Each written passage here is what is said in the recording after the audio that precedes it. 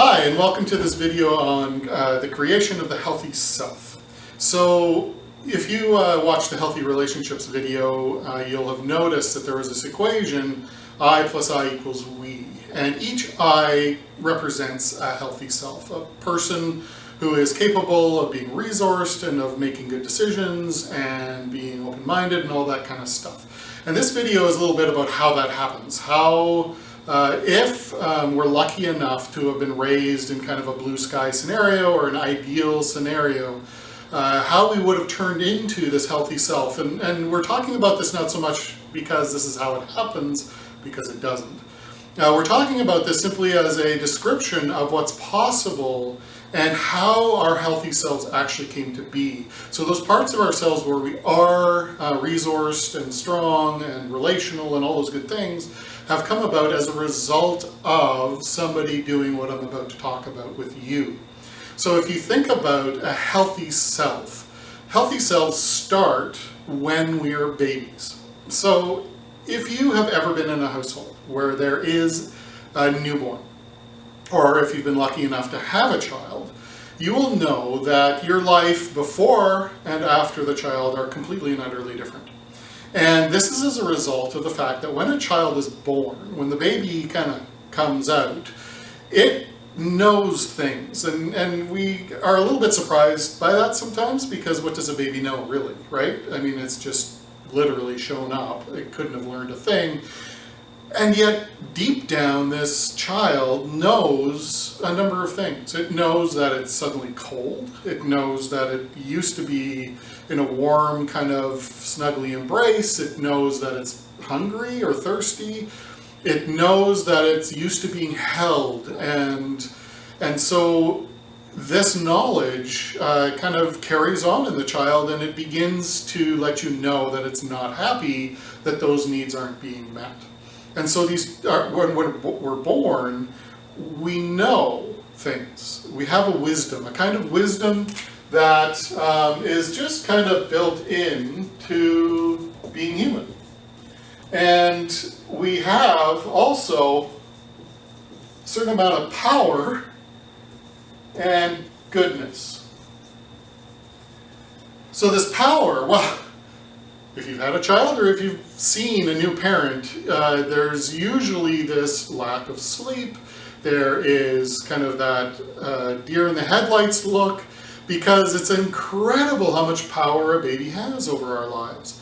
If we're attending to the needs or paying attention to or wanting to engage with this child in a good way, we will know that it has power.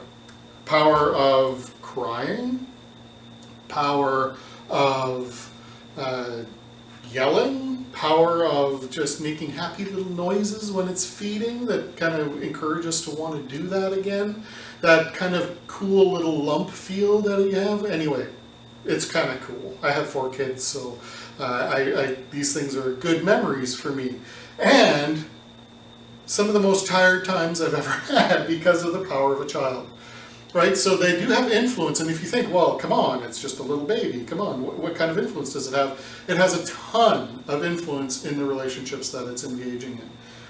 And the goodness, well, nothing connects like a baby. There's an innocence and there's a beauty to that child, and it's not unusual when you see a newborn baby to go, oh, isn't that kind of cute? There's a goodness to it, a purity to it that we tend to lose over time.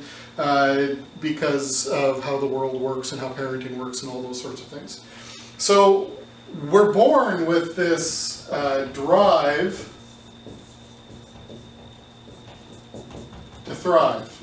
And that's what all the crying is about, and all the cuteness and the doing and the showing up in loud ways.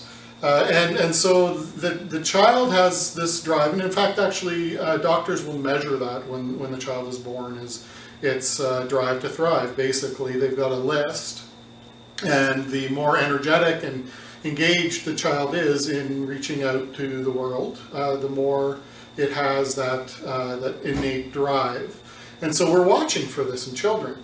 Now, what happens, though, is, of course, the needs of the child are expressed in different ways. Some children are quieter than others.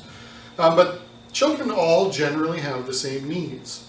But there are a lot of variations, so there's no good one book on how to meet the needs of a child. However, if we're attentive and if we're caring and we're paying attention to their needs and seeking to meet them in every way that we can, then we are doing something called support. So we're supporting this child as best we can. And in an ideal world, we will meet all the important needs and all the secondary needs that our child has, and we'll get to know them very quickly. And maybe we're teaching them sign language when they can't talk so they can communicate more effectively and all those sorts of things, right? And we're working hard at creating that support. And as we do that, the child begins to grow up. And when we do that in a consistent way, of course, their needs change as they grow, and so we're adapting our parenting to their needs and all that kind of stuff. The child then grows up. And this is the time where we actually end up having a healthy I. And this person, this idealized version of a child, has grown up to become this healthy I. Well, what characterizes a healthy I? So when we think of a person who is kind of grown up right, they're mature, they are with it, we'll think of them as being, well, healthy, right? And we'll think about them as being, well, generally we'll see them as happy. And we'll see them as being this word that you'll hear a fair bit as you kind of listen, excuse the spelling, through all the videos, is that they'll be resourced. So when we talk about this kind of version of ourselves that's a grown-up, adult, healthy I, healthy self, we're talking about a resourced self. We're looking at for somebody who is essentially enough. Right? They're not desperately seeking other people to meet their needs in unhealthy ways because they're enough on their own, although they also know that they need support, right?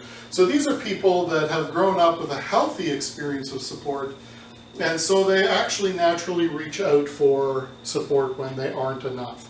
But they're generally not needy people. They just come out for support when they actually have that need that we want to kind of get met in an urgent sort of way. So when we think about these people, we're thinking about people that are kind of big picture people. They're not stuck on one tiny little thing. They're not thinking only about their needs or what's going on in front of them. They're thinking about what's come before, they're thinking about what's now, and they're thinking about what's going to come next. So there's this kind of strategic mindset that's going on throughout their life. And these are people that generally don't make expensive mistakes, and they generally don't mess things up. Also, there are people who are able to kind of hold what we call an I-you-we consciousness. So we're talking about the ability to remember that I'm not the only person in the room, they're not the only person in the room, and we're not the only thing that's going on here, that there's me, there's you, and then there's us, right? So being able to remember that when we're going through life is a characteristic of a healthy I, and when we're able to do that, we know we're living in our resourced self. We know that we're in a place where we're handling things as well as we're able. And that's a good thing to be. And so some other characteristics, you may be able to come up with some of your own, but essentially we are, those of us who are able to kind of achieve a healthy I, or if we're identifying with that, then we're going to know that our emotional intelligence is also going to be online. Right? We're going to know what's going on for ourselves, what do we need, how do we feel, how do we manage kind of how we're feeling, and we'll talk about feelings in another video, but overall this is a capacity to kind of hold our stuff together even if things are going badly. and also being able to make good decisions when things are going really, really well, because honestly both really stressful negative, really stressful positive are also able to kind of mess with our minds. This idea of control, when we think about a healthy person, we think of them having self-control, right? Not a desire to control others, instead a sense of control over themselves, and that's all that they really are responsible for. So this sense of responsibility is one of those things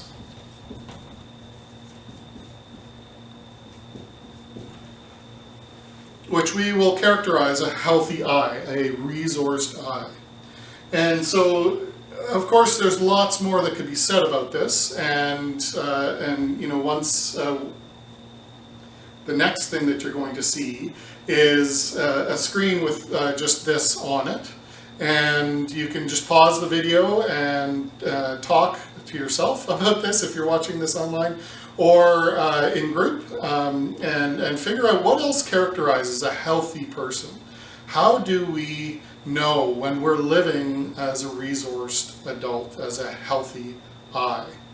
The next video in this series is essentially on what happens when this doesn't happen, because that's normally what happens, is not this. So thanks for watching, and appreciate you taking the time, and look forward to seeing you in the next video.